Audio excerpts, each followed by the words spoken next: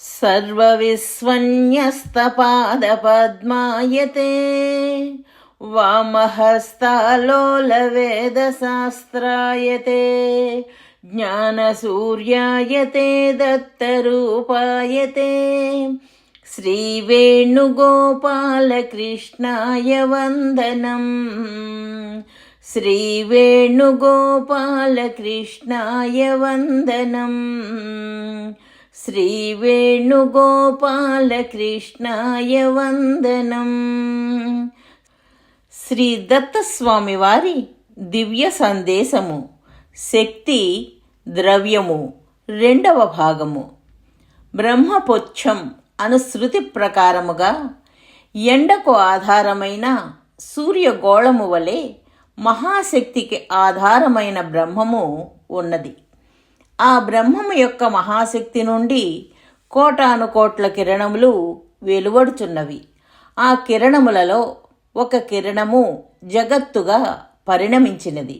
ఇదే పాదోశ్య విశ్వభూతాని అను శృతికి అర్థము.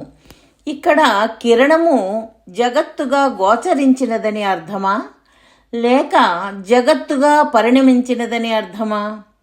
జగత్తుగా పరిణమించనిచో జగత్తు కుందేటి కొమ్ము వలె పరిపూర్ణ అసత్యమగును. అట్టి అసత్యము గోచరించదు. కుందేటి కొమ్ము ఎవ్వరికిని కనిపించదు. గోచరించనిచో బ్రహ్మమునకు వినోదము ఎట్లు వచ్చును? కుందేటి తలపై కొమ్ము ఎంత చక్కగా ఉన్నది అని వినోదించువాడు కలడా? వినోదమునకు జగత్తును సృష్టించెనని ఏకాకి న రమతే అను శృతి చెప్పుచున్నది. మరియు ఆ జగత్తును చూచి వినోదించుచున్నాడని సాక్షి చేత అను శృతి చెప్పుచున్నది. సృష్టి పరిపూర్ణ అసత్యమైనచో సృష్టించుటయను క్రియ అసత్యమగును. అప్పుడు సర్వమిదం అసృజత అను శృతి ద్వారా ఆయన ఈ జగత్తును సృష్టించెను అని చెప్పుట అసత్యమే అగును. సరే, జగత్తు సత్యమని నిర్ణయించదముగాక.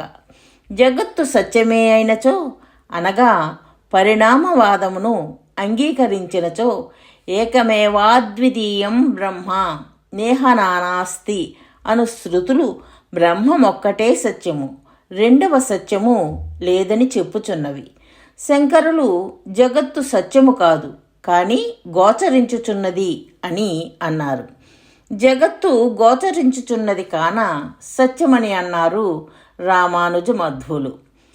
శంకర మతము ఆభాసవాదము, రామానుజ మధ్వుల మతము పరిణామవాదము. ఈ సమన్వయము కుదరక పండితులు వాదించుకుని తేల్చుకొనలేక నీవు సొంఠవంటే నీవు సొంఠవని విడిపోవుచున్నారు. ఈ శిష్యులు నిజముగా సొంఠలే. ఎలా అనగా శంకర రామానుజ మధ్వుల హృదయమును తెలుసుకొనలేకున్నారు. శంకరులు చెప్పిన దానిని అపార్థము చేసుకున్న శిష్యులను రామానుజులు దిద్దినారే తప్ప శంకరులను ఎప్పుడూ తప్పు పట్టలేదు. రామానుజుడు శంకర హృదయమును విప్పి చెప్పినాడు. రామానుజులు చెప్పిన దానిని మరలా అపార్థము చేసుకొనినందున మధ్వులు రామానుజ హృదయమును విప్పి చెప్పినారు. మధ్వులను అపార్థము చేసుకున్న పండితులకు ఇన్నిసార్లు చెప్పినను ఇక మీరు మారరని సరిదిద్దుటకు 4వ ఆచార్య రూపము రాలేదు. ఏ దత్తుడు ఆచార్యత్రయ రూపములో వచ్చినాడో ఆ దత్తుడే చిట్ట చివరిసారిగా సమన్వయమతమును బోధించుచున్నాడు. రామానుజులు తన భాష్యమున శంకరులు చెప్పినది తప్పు అని ఎక్కడనూ వ్రాయలేదు. యదుచ్యతే సాంకరైహి అని వ్రాసినాడు. అనగా శంకర శిష్యులు చెప్పుచున్నది సరికాదు అని ఏ అర్థము. శంకరులు జగత్తును పూర్ణ అసత్యమని ఎచ్చటను చెప్పలేదు. జగత్తును మిథ్యా అన్నారు. మిథ్యా శబ్దమునకు నిర్వచనము సదసద్విలక్షణా మిథ్యా అని శంకరులే అన్నారు. అనగా ఇది సత్యమని చెప్పుటకు వీలు లేదు, అలా అని అసత్యమని చెప్పుటకు వీలు లేదు అని అర్థము. నీవు ఒక ఇంటికి వెళ్ళి నేను వచ్చి తిని అని అన్నావు. ఇది సత్యమే. కానీ నీ చొక్కాపై పరిశీలించిన గాని కనిపించనంత సూక్ష్మమైన ఒక చీమ ఉన్నది. అది అత్యల్పము కాన దానిని లేనట్లుగానే పరిగణించి నేను ఒక్కడనే వచ్చినాను అని చెప్పుచున్నావు. కావున చీమ లేనట్లే కదా. కానీ నిలగదీసి ఆఫ్టర్ అనాలిసిస్ పరిశీలించినచో రెండవ ప్రాణియగు చీమ కూడా ఉన్నది. కావున ఇరువురము వచ్చినాము అనియే చెప్పవలను. మరి చీమ సత్యమే కదా. ఇదే శంకరుల హృదయము. ఈ హృదయమును గ్రహించక అద్వైతులు ఒక పక్షమునే గ్రహించి జగత్తు అసత్యమనుట అజ్ఞానమే. భగవంతుని దృష్టిలో ఈ చీమ మాత్రమైన జగత్తులో దానిలోని అతి చిన్న చీమయే జీవుడు.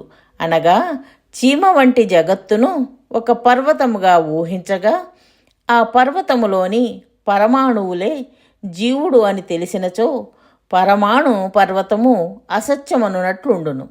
పరమాత్మలో ఈ జగత్తు అను పర్వతము ఒక పరమాణువై ఉన్నది. ఈ పర్వతములో మరల అతి చిన్న పరమాణువు జీవుడు.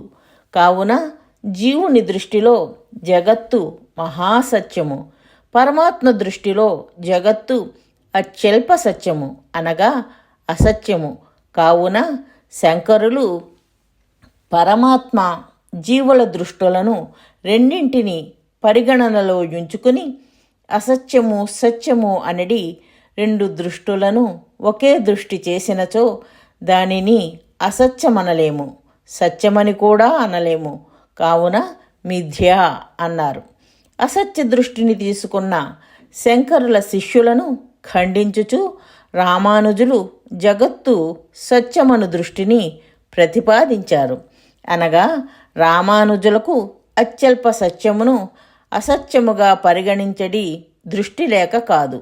ఎదుటివాడు ఒక దృష్టినే తీసుకుని వాదించుచున్నప్పుడు సిద్ధాంతమును స్థాపించువాడు రెండవ దృష్టిని స్థాపించవలను. ఇది శాస్త్రవాద సంప్రదాయము. సూచన: ఆధ్యాత్మిక జ్ఞాన ప్రచారము చేయడము భగవంతుడికి అమితమైన ఆనందాన్ని కలిగిస్తుందని శ్రీకృష్ణ పరమాత్మ శ్రీమద్ భగవద్గీతలో చెప్పియున్నారు. అందుకే జ్ఞాన యజ్ఞేన తేనాహం అని గీతలో అన్నారు. మనకు ఆధ్యాత్మిక జ్ఞానము శాశ్వతమైన సంతోషాన్ని కలిగించటమే కాక ప్రపంచంలో శాశ్వతమైన శాంతిని కూడా నెలకొల్పుతుంది. కాబట్టి శ్రీదత్త భగవానుని అపూర్వమైన ఈ ఆధ్యాత్మిక జ్ఞాన ప్రచారంలో భాగస్వాములై ఆ భగవంతుని పరిపూర్ణమైన అనుగ్రహాన్ని పొందగలరు. జై దత్తస్వామి.